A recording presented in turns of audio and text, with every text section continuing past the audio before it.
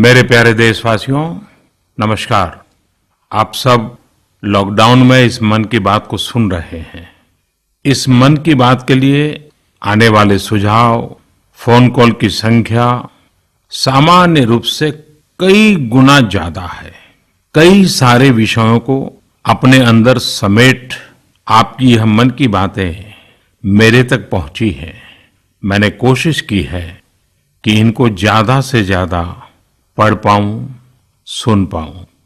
आपकी बातों से कई ऐसे पहलू जानने को मिले हैं जिन पर इस आपाधापी में ध्यान ही नहीं जाता है। मेरा मन करता है कि युद्ध के बीच हो रही इस मन की बात में उन्हीं कुछ पहलुओं को आप सभी देशवासियों के साथ बांटूं। साथियों, भारत की कोरोना के खिलाफ लड़ाई सही मायने में पीपल ड्रिवन है। भारत में कोरोना के खिलाफ लड़ाई जनता लड़ रही है, आप लड़ रहे हैं। जनता के साथ मिलकर शासन प्रशासन लड़ रहा है। भारत जैसा विशाल देश जो विकास के लिए प्रयत्नशील है, गरीबी से निर्णायक लड़ाई लड़ रहा है। उसके पास कोरोना से लड़ने और जीतने का यही एक तरीका है। और हम भाग्यशाली हैं कि आज पूरा देश का हर नागरिक, जन जन इस लड़ाई का सिपाही है, लड़ाई का नेतृत्व कर रहा है। आप कहीं भी नजर डालिए, आपको एहसास हो जाएगा कि भारत की लड़ाई पीपल ड्रिवन है। जब पूरा विश्व इस महामारी के संकट से जूझ रहा है, भविष्य में जब इसकी चर्चा होगी, उसकी तौर तरीकों की चर्चा होगी, मुझे विश्वास है कि भारत की ये पीपल ड्रिवन लड़ाई, इसकी जरूर चर्चा होगी। पूरे देश में, गली मोहल्लों में, जगह जगह पर आज लोग एक दूसरे की सहायता के लिए आगे आए हैं। गरीबों के लिए खाने से लेकर राशन की व्यवस्था हो, लॉकडाउन का पालन हो, अस्पतालों की व्यवस्था हो, मेडिकल इक्विपमेंट का देश में ही निर्माण हो। आज पूरा देश एक लक्ष्य, एक दिशा, साथ साथ चल रहा है। ताली, थाली, दिया, मोमबत्ती, इन सारी चीजों ने जो भावनाओं को जन्म दिया, जिस जज्बे से देशवासियों ने कुछ न कुछ करने की ठान ली, हर किसी को इन बातों ने प्रेरित किया है। शहर हो या गांव, ऐसा लग रहा है जैसे देश में एक बहुत बड़ा महायज्ञ चल रहा है, जिसमें हर कोई अपना योगदान देने के लिए आतुर है। हमारे किसान भाई बहनों को ही देखिए, एक तरफ वो इस महामारी के बीच अपने खेतों में दिन रात मेहनत कर रहे हैं और इस बात की भी चिंता कर रहे हैं कि देश में कोई भी भूखा न सोए। हर कोई अपने सामर्थ्य के हिसाब से इस लड़ाई को लड़ रहा है। कोई किराया माफ कर रहा है, तो कोई अपनी पूरी पेंशन या पुरस्कार में मिली राशि को पीएम केयर्स में जमा करा रहा है। कोई खेत की सारी सब्जियां दान दे रहा है, तो कोई हर रोज सैकड़ों गरीबों को मुफ्त भोजन करा रहा है। कोई मास्क बना रहा है। कहीं हमारे मजदूर भाई बहन क्वारंटीन में रहते हुए जिस स्कूल में रह रहे हैं, उसकी रंगाई पुताई कर रहे हैं। साथियों, दूसरों की मदद के लिए आपके भीतर हृदय के किसी कोने में जो ये उमड़ता घुमड़ता भाव है ना, वही कोरोना के खिलाफ भारत की इस लड़ाई को ताकत दे रहा है। वही इस लड़ाई को सच्चे मायने में पीपल ड्रिवन बना रहा है। और हमने देखा है पिछले कुछ साल में हमारे देश में यह मिजाज बना है, निरंतर मजबूत होता रहा है। चाहे करोड़ों लोगों का गैस सब्सिडी छोड़ना हो, लाखों सीनियर सिटीजन का रेलवे सब्सिडी छोड़ना हो, स्वच्छ भारत अभियान का नेतृत्व लेना हो, टॉयलेट बनाने हो, अनगिनत बातें ऐसी है। इन सारी बातों से पता चलता है हम सबको एक मन, एक मजबूत धागे से पिरो दिया है, एक होकर देश के लिए कुछ करने की प्रेरणा दी है। मेरे प्यारे देशवासियों, मैं पूरी नम्रता पूर्वक, बहुत ही आदर के साथ आज 130 करोड़ देशवासियों की इस भावना को सर झुका करके नमन करता हूं। आप अपनी भावना के अनुरूप देश के लिए अपनी रुचि के हिसाब से, अपने समय के अनुसार कुछ कर सके, इसके लिए सरकार ने एक डिजिटल प्लेटफॉर्म भी तैयार किया है। ये प्लेटफॉर्म है covidwarriors.gov.in। मैं दोबारा बोलता हूं, covidwarriors.gov.in। सरकार ने इस प्लेटफॉर्म के माध्यम से तमाम सामाजिक संस्थाओं के वॉलंटियर्स, सिविल सोसाइटी के प्रतिनिधि और स्थानीय प्रशासन को एक दूसरे से जोड़ दिया है।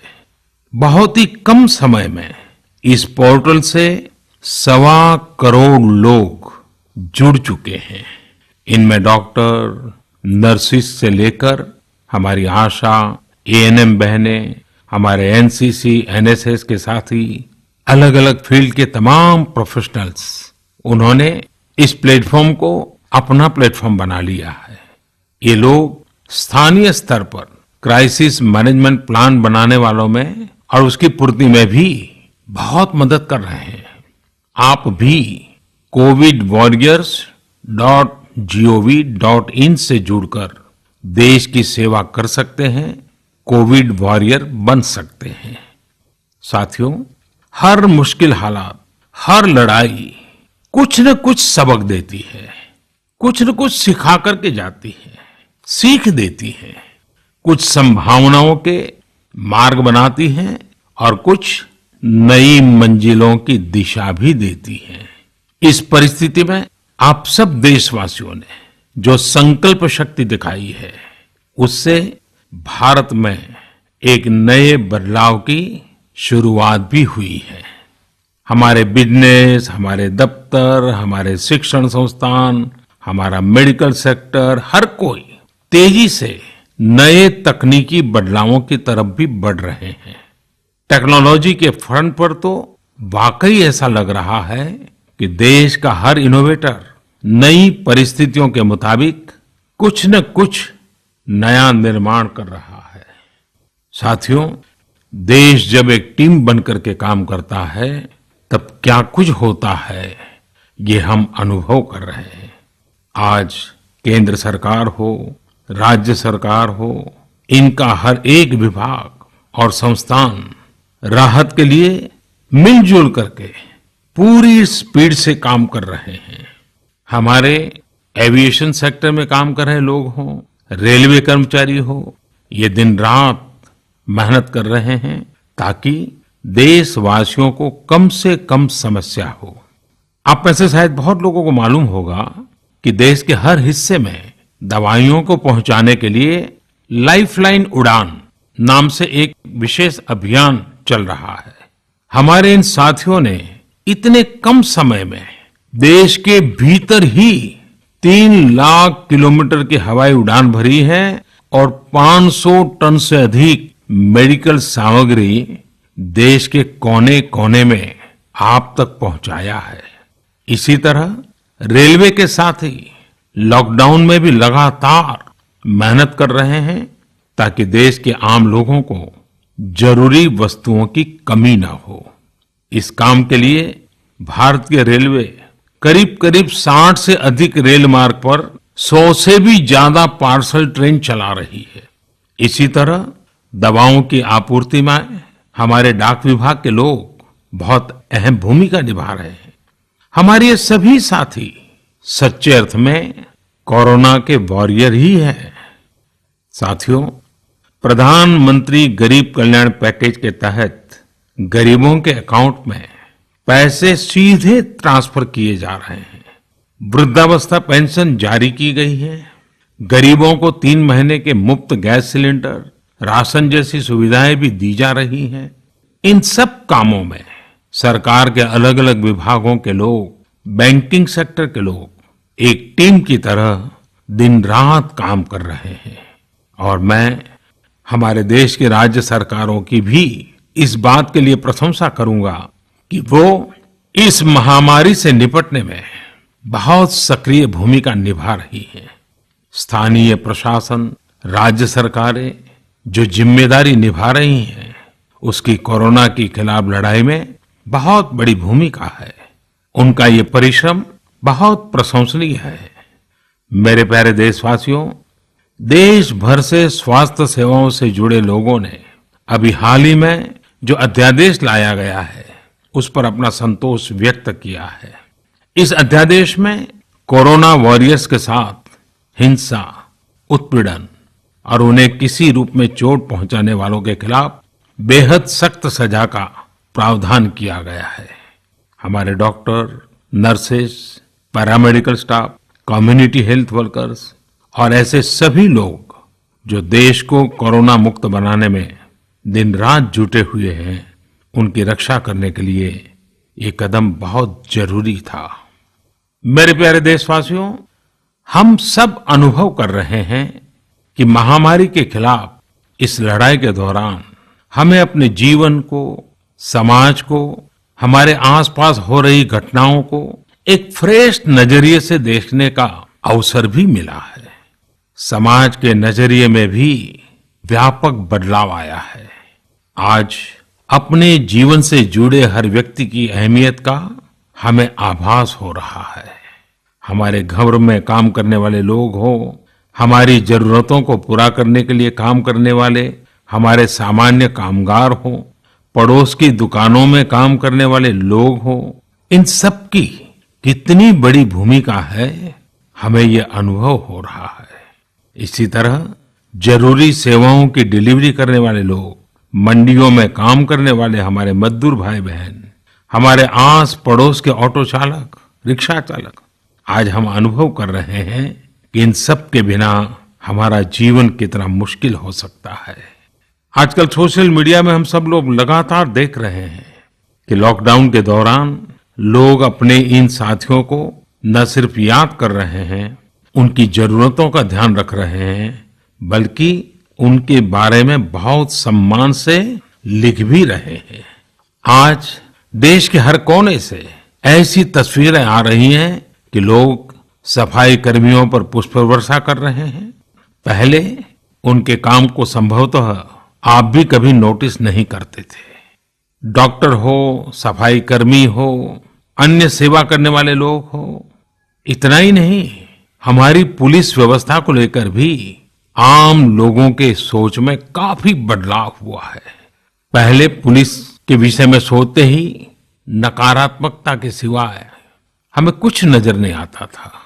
हमारे पुलिसकर्मी आज गरीबों, जरूरतमंदों को खाना पहुंचा रहे हैं, दवा पहुंचा रहे हैं।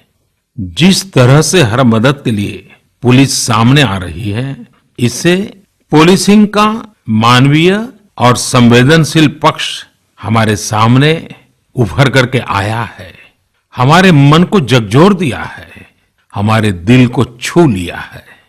एक ऐसा अवसर है जिसमें आम लोग पुलिस से भावात्मक तरीके से जुड़ रहे हैं।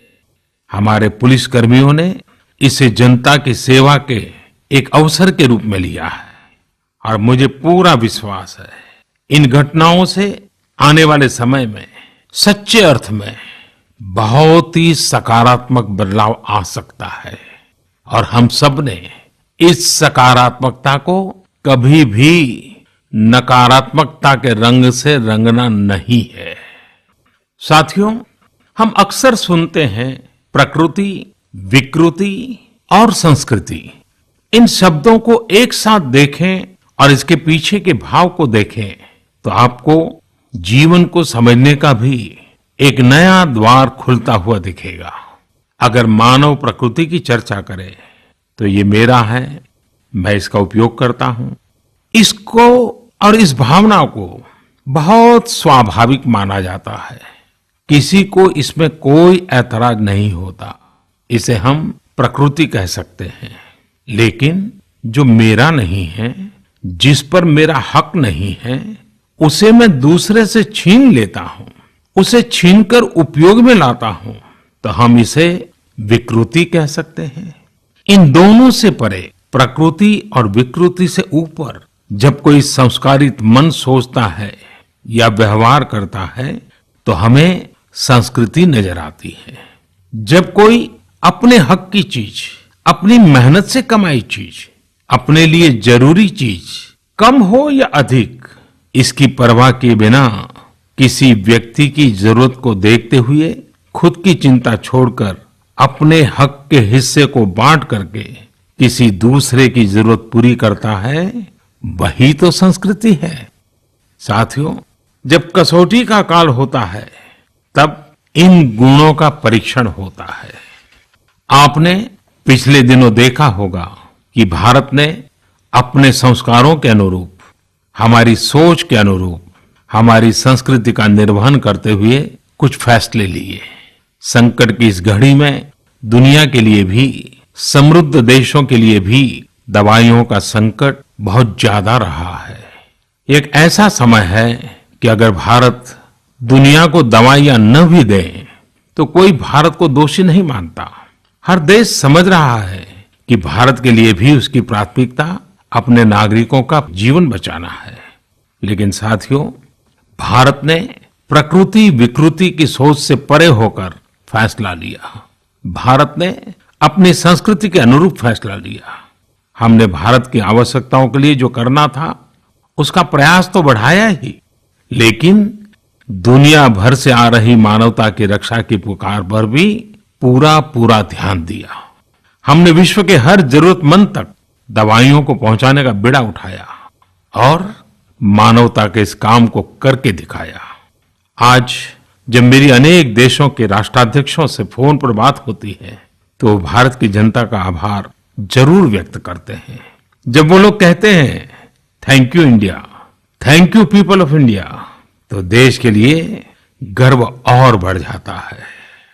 इसी तरह इस समय दुनिया भर में भारत के आयुर्वेद और योग के महत्व को भी लोग बड़े विशिष्ट भाव से देख रहे हैं। सोशल मीडिया पर देखिए, हर तरफ इम्यूनिटी बढ़ाने के लिए किस तरह से भारत के आयुर्वेद और योग की चर्चा हो रही है। कोरोना की दृष्टि से आयुष मंत्रालय ने इम्यूनिटी बढ़ाने के लिए जो प्रोटोकॉल दिया था, मुझे विश्वास है कि आप लोग इसका प्रयोग जरूर कर रहे होंगे। गर्म पानी, काढ़ा और जो अन्य दिशा निर्देश आयुष मंत्रालय ने जारी किए हैं वो आप अपनी दिनचर्या में शामिल करेंगे तो आपको बहुत लाभ होगा। साथियों, वैसे ये दुर्भाग्य रहा है कि कई बार हम अपनी ही शक्तियां और समृद्ध परंपराओं को पहचानने से इनकार कर देते हैं। लेकिन जब विश्व का कोई दूसरा देश एविडेंस बेस्ड रिसर्च के आधार पर वही बात करता है, हमारी फॉर्मूला हमें सिखाता है, तो हम उसे हाथों हाथ ले लेते हैं। संभवतः इसके पीछे एक बहुत बड़ा कारण सैकड़ों वर्षों की हमारी गुलामी का कालखंड रहा है। इस वजह से कभी कभी हमें अपनी ही शक्ति पर विश्वास नहीं होता है, हमारा आत्मविश्वास कम नजर आता है। इसलिए हम अपने देश की अच्छी बातों को, हमारे पारंपरिक सिद्धांतों को एविडेंस बेस्ड रिसर्च के आधार पर आगे बढ़ाने के बजाय उसे छोड़ देते हैं, उसे हीन समझने लगते हैं। भारत की युवा पीढ़ी को अब इस चुनौती को स्वीकार करना होगा। जैसे विश्व ने योग को सहज स्वीकार किया है, वैसे ही हजारों वर्षों पुराने हमारे आयुर्वेद के सिद्धांतों को भी विश्व अवश्य स्वीकार करेगा।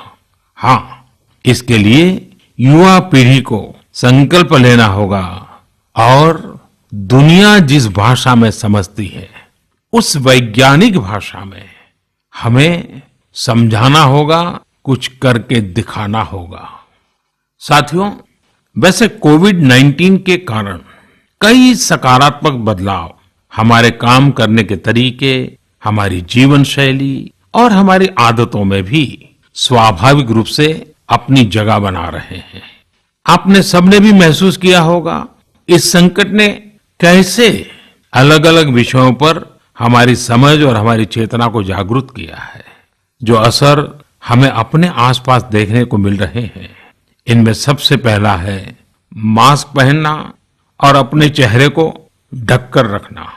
कोरोना की वजह से बदलते हुए हालात में मास्क भी हमारे जीवन का हिस्सा बन रहा है। वैसे हमें इसकी भी आदत कभी नहीं रही कि हमारे आसपास के बहुत सारे लोग मास्क में दिखे, लेकिन अब हो यही रहा है। हाँ, इसका ये मतलब नहीं है कि जो मास्क लगाते हैं वे सभी बीमार हैं। और जब मैं मास्क की बात करता हूं तो मुझे एक पुरानी बात याद आती है। आप सबको भी याद होगा, एक जमाना था कि हमारे देश के कई ऐसे इलाके ऐसे होते थे कि वहां अगर कोई नागरिक फल खरीदता हुआ दिखता था तो आस पड़ोस के लोग उसको जरूर पूछते थे, क्या घर में कोई बीमार है? यानी फल मतलब बीमारी में ही खाया जाता है, ऐसी एक धारणा बनी हुई थी। हालांकि समय बदला और ये धारणा भी बदली। वैसे ही मास्क को लेकर भी धारणा अब बदलने वाली ही है। आप देखिएगा, मास्क अब सभ्य समाज का प्रतीक बन जाएगा। अगर बीमारी से खुद को बचना है और दूसरों को भी बचाना है तो आपको मास्क लगाना पड़ेगा। और मेरा तो सिंपल सुझाव रहता है, गमछा मुंह ढकना है। साथियों, हमारे समाज में एक और बड़ी जागरूकता ये आई है कि अब सभी लोग ये समझ रहे हैं कि सार्वजनिक स्थानों पर थूकने के क्या नुकसान हो सकते हैं। यहां वहां कहीं पर भी थूक देना गलत आदतों का हिस्सा बना हुआ था। ये स्वच्छता और स्वास्थ्य को गंभीर चुनौती भी देता था। वैसे एक तरह से देखें तो हम हमेशा से ही इस समस्या को जानते रहे, लेकिन ये समस्या समाज से समाप्त होने का नाम ही नहीं ले रही थी। अब वो समय आ गया है कि इस बुरी आदत को हमेशा हमेशा के लिए खत्म कर दिया जाए। कहते भी हैं कि बेटर लेट देन नेवर। तो देर भले हो गई हो, लेकिन अब ये थूकने की आदत छोड़ देनी चाहिए। ये बातें जहां बेसिक हाइजीन का स्तर बढ़ाएंगी, वहीं कोरोना संक्रमण को फैलने से रोकने में भी मदद करेगी। मेरे प्यारे देशवासियों, ये सुखद संयोग ही है कि आज जब आपसे मैं मन की बात कर रहा हूं तो अक्षय तृतीया का पवित्र पर्व भी है। साथियों, क्षय का अर्थ होता है विनाश, लेकिन जो कभी नष्ट नहीं हो, जो कभी समाप्त नहीं हो, वो अक्षय है। अपने घरों में हम सब इस पर्व को हर साल मनाते हैं, लेकिन इस साल हमारे लिए इसका विशेष महत्व है। आज के कठिन समय में यह एक ऐसा दिन है जो हमें याद दिलाता है कि हमारी आत्मा, हमारी भावना अक्षय है। यह दिन हमें याद दिलाता है कि चाहे कितनी भी कठिनाइयां रास्ता रोके, चाहे कितनी भी आपदाएं आए, चाहे कितनी भी बीमारियों का सामना करना पड़े, इनसे लड़ने और जूझने की मानवीय भावनाएं अक्षय है। माना जाता है कि यही वो दिन है जिस दिन भगवान श्री कृष्ण और भगवान सूर्यदेव के आशीर्वाद से पांडवों को अक्षय पात्र मिला था। अक्षय पात्र यानी एक ऐसा बर्तन जिसमें भोजन कभी समाप्त नहीं होता है। हमारे अन्नदाता किसान हर परिस्थिति में देश के लिए, हम सब के लिए इसी भावना से परिश्रम करते हैं। इन्हीं के परिश्रम से आज हम सब के लिए, गरीबों के लिए देश के पास अक्षय अन्न भंडार है। इस अक्षय तृतीया पर हमें अपने पर्यावरण, जंगल, नदियां और पूरे इकोसिस्टम के संरक्षण के बारे में भी सोचना चाहिए, जो हमारे जीवन में महत्वपूर्ण भूमिका निभाते हैं। अगर हम अक्षय रहना चाहते हैं तो हमें पहले यह सुनिश्चित करना होगा कि हमारी धरती अक्षय रहे। क्या आप जानते हैं कि अक्षय तृतीया का यह पर्व दान की शक्ति यानी पावर ऑफ गिविंग का भी एक अवसर होता है। हम हृदय की भावना से जो कुछ भी देते हैं, वास्तव में महत्व उसी का होता है। यह बात महत्वपूर्ण नहीं है कि हम क्या देते हैं और कितना देते हैं। संकट के इस दौर में हमारा छोटा सा प्रयास हमारे आसपास के बहुत से लोगों के लिए बहुत बड़ा संबल बन सकता है। साथियों, जैन परंपरा में भी यह बहुत पवित्र दिन है, क्योंकि पहले तीर्थंकर भगवान ऋषभदेव के जीवन का यह एक महत्वपूर्ण दिन रहा है। ऐसे में जैन समाज इसे एक पर्व के रूप में मनाता है और इसलिए ये समझना आसान है कि क्यों इस दिन को लोग किसी भी शुभ कार्य को प्रारंभ करना पसंद करते हैं। चूंकि आज कुछ नया शुरू करने का दिन है, तो ऐसे में क्या हम सब मिलकर अपने प्रयासों से अपनी धरती को अक्षय और अविनाशी बनाने का संकल्प ले सकते हैं। साथियों, आज भगवान बसवेश्वर जी की भी जयंती है। ये मेरा सौभाग्य रहा है कि मुझे भगवान बसवेश्वर की स्मृतियां और उनके संदेश से बार बार जुड़ने का, सीखने का अवसर मिला है। देश और दुनिया में भगवान बसवेश्वर के सभी अनुयायियों को उनकी जयंती पर बहुत बहुत शुभकामनाएं। साथियों, रमजान का भी पवित्र महीना शुरू हो चुका है। जब पिछली बार रमजान मनाया गया था तो किसी ने सोचा भी नहीं था कि इस बार रमजान में इतनी बड़ी मुसीबतों का भी सामना करना पड़ेगा। लेकिन अब जब पूरे विश्व में ये मुसीबत आ ही गई है, तो हमारे सामने अवसर है इस रमजान को संयम, सद्भावना, संवेदनशीलता और सेवा भाव का प्रतीक बनाएं। इस बार हम पहले से ज्यादा इबादत करें ताकि ईद आने से पहले दुनिया कोरोना से मुक्त हो जाए और हम पहले की तरह उमंग और उत्साह के साथ ईद मनाएं। मुझे विश्वास है कि रमजान के इन दिनों में स्थानीय प्रशासन के दिशा निर्देशों का पालन करते हुए कोरोना के खिलाफ चल रही इस लड़ाई को हम और मजबूत करेंगे। सड़कों पर, बाजारों में, मोहल्लों में फिजिकल डिस्टेंसिंग के नियमों का पालन अभी बहुत आवश्यक है। मैं आज उन सभी कम्युनिटी लीडर्स के प्रति भी आभार प्रकट करता हूं जो 2 गज दूरी और घर से बाहर नहीं निकलने को लेकर लोगों को जागरूक कर रहे हैं। वाकई कोरोना ने इस बार भारत समेत दुनिया भर में त्योहारों को मनाने का स्वरूप ही बदल दिया है, रंग रूप बदल दिए हैं। अभी पिछले दिनों ही हमारे यहाँ भी बिहू, बैसाखी, पुथंडू, विशु, ओडिया न्यू ईयर ऐसे अनेक त्योहार आए। हमने देखा कि लोगों ने कैसे इन त्योहारों को घर में रहकर और बड़ी सादगी के साथ और समाज के प्रति शुभ चिंतन के साथ त्योहारों को मनाया। आमतौर पर वे इन त्योहारों को अपने दोस्तों और परिवारों के साथ पूरे उत्साह और उमंग के साथ मनाते थे, घर के बाहर निकलकर अपनी खुशी साझा करते थे। लेकिन इस बार हर किसी ने संयम बरता, लॉकडाउन के नियमों का पालन किया। हमने देखा है कि इस बार हमारे ईसाई दोस्तों ने ईस्टर भी घर पर ही मनाया है। अपने समाज, अपने देश के प्रति ये जिम्मेदारी निभाना आज की बहुत बड़ी जरूरत है।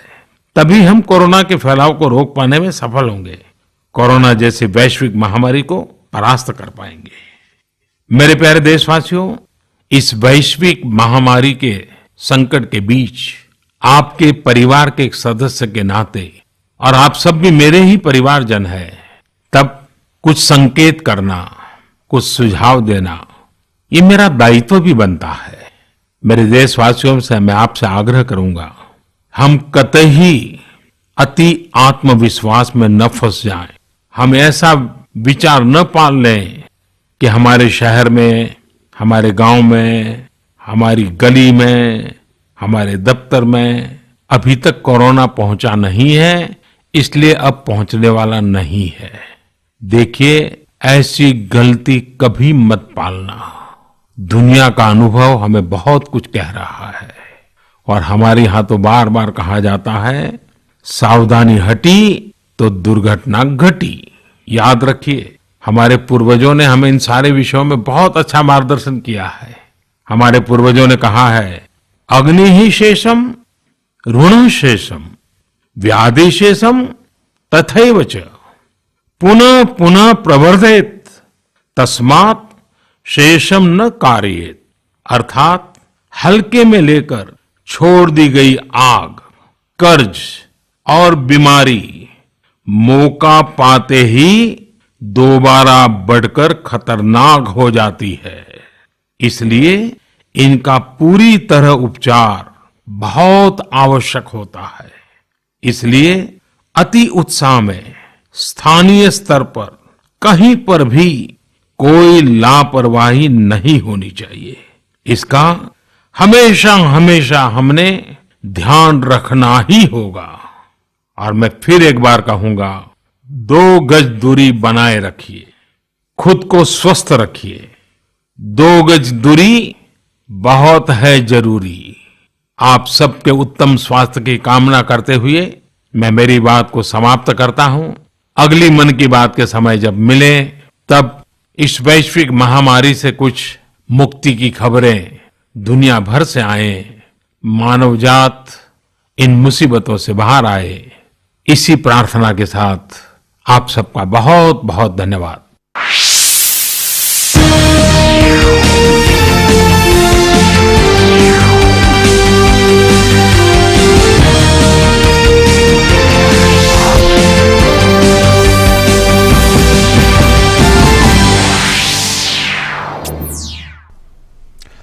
नमस्कार, इस खास कार्यक्रम में आप सभी का स्वागत है। जैसा कि आपने देखा कि प्रधानमंत्री ने आज मन की बात के जरिए न केवल देश बल्कि दुनिया को संबोधित किया और उन तमाम स्टेक होल्डर्स को धन्यवाद कहा, दिल से धन्यवाद कहा